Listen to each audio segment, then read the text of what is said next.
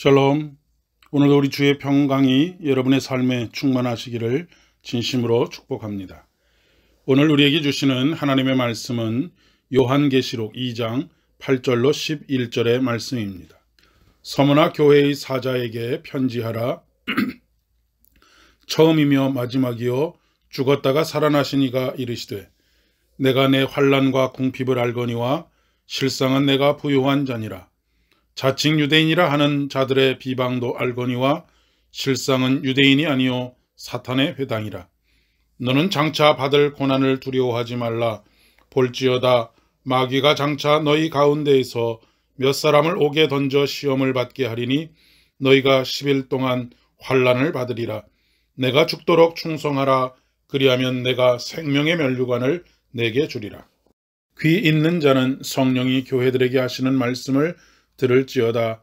이기는 자는 둘째 사망의 해를 받지 아니하리라. 아멘. 서머나 교회는 소아시아에 있는 7교회 중에 칭찬만 받았던 교회입니다. 어쩌면 그들이 처한 상황이 그들의 믿음을 더욱 빛나게 하지 않았을까 싶습니다. 어둠이 짙으면 짙을수록 밤하늘의 빛이 더욱 영롱하게 빛나는 것처럼 말입니다. 서머나는 지리적으로 이오니아 지역에서 가장 아름다운 도시로 알려져 있습니다.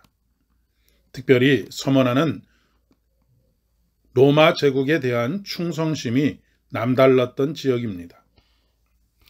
기원전 195년에 처음으로 로마 여신과 로마 신을 위한 신전을 그곳에 세움으로 인해서 로마 황제에 대한 충성을 맹세했습니다.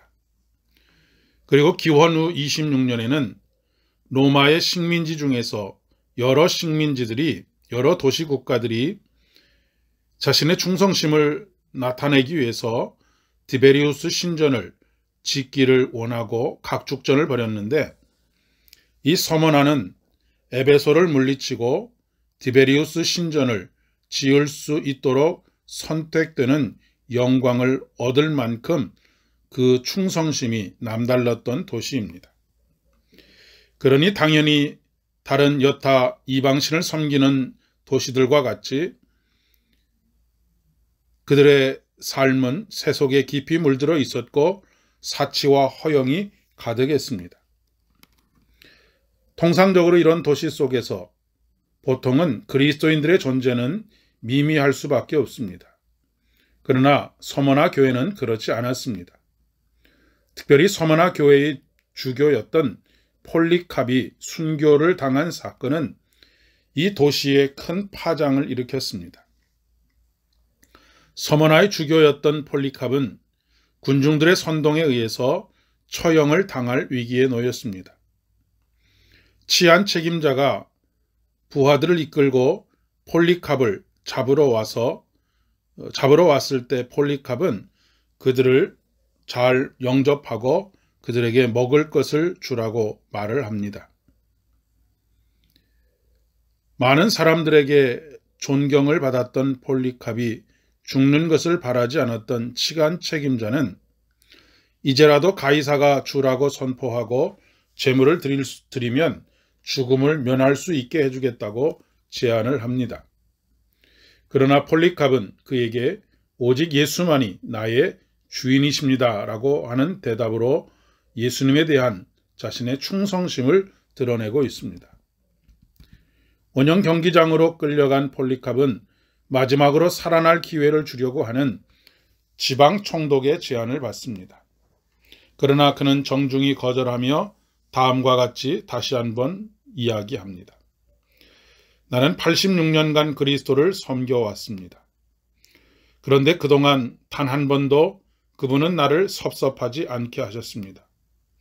그런데 어떻게 내가 나를 구속해 주신 내 왕을 버리고 욕할 수 있겠습니까? 라고 말입니다. 로마의 절대적인 충성을 맹세하는 서머나에서 오직 주님에게 충성하는 폴리캅은 극적인 대비를 이루고 있습니다. 그리고 폴리캅을 따르는 수많은 제자들은 스승이 걸어갔던 길을 따랐을 것입니다. 그들은 황제를 숭배하지 않는다는 이유로 환난과 극심한 궁핍함 속에 있었습니다. 하지만 하나님께서는 오히려 그들이 부요한 자라고 칭찬하시고 다시 한번 격려하십니다. 너는 장차 받을 고난을 두려워하지 말라고 말입니다. 그리고 그들에게 마지막으로 약속하시는 말씀이 내가 죽도록 충성하라 그리하면 내가 생명의 면류관을 내게 주리라 말씀하셨습니다. 충성이라고 하는 것은 우리가 통상적으로 생각하는 것처럼 많은 일을 건강도 살피지 않을 정도로 열심히 하는 것을 말하는 것이 아닙니다. 우리는 교회 안에서 교사로 아니면 여러 가지 직책과 직분으로 맡겨진 사명으로 수많은 일들을 합니다. 그러나 그 수많은 일들을 하는 것 자체가 충성은 아닙니다. 물론 봉사의 일을 많이 하는 것은 중요한 일이기도 합니다. 하지만 더 중요한 것은 그 모든 봉사를 하는 것으로 인해서 하나님과의 신실한 관계를 맺어가지 못한다고 한다면 그 봉사가 다 허사가 되고 만다는 것입니다. 가장 중요한 것은 하나님과의 관계가 신실하고 더 깊어지는 것입니다. 그리고 이 충성은 죽도록까지 이르러야 한다고 말씀하십니다. 물론 우리는 순교의 시대를 살지 않고 있습니다. 그러나 어쩌면 그렇기 때문에 더욱 하나님과의 관계에 절실하지 않은 것 같습니다. 그 말은 영적으로 더욱 위험한 시대를 살고 있다는 말입니다. 그러기에 오늘도 더욱 하나님과의 관계의 신실함을 묵상하고 그 길을 걸어가는 충성된 종이 되어야 하겠습니다. 기도하겠습니다. 은혜가 풍성하신 주님 감사합니다.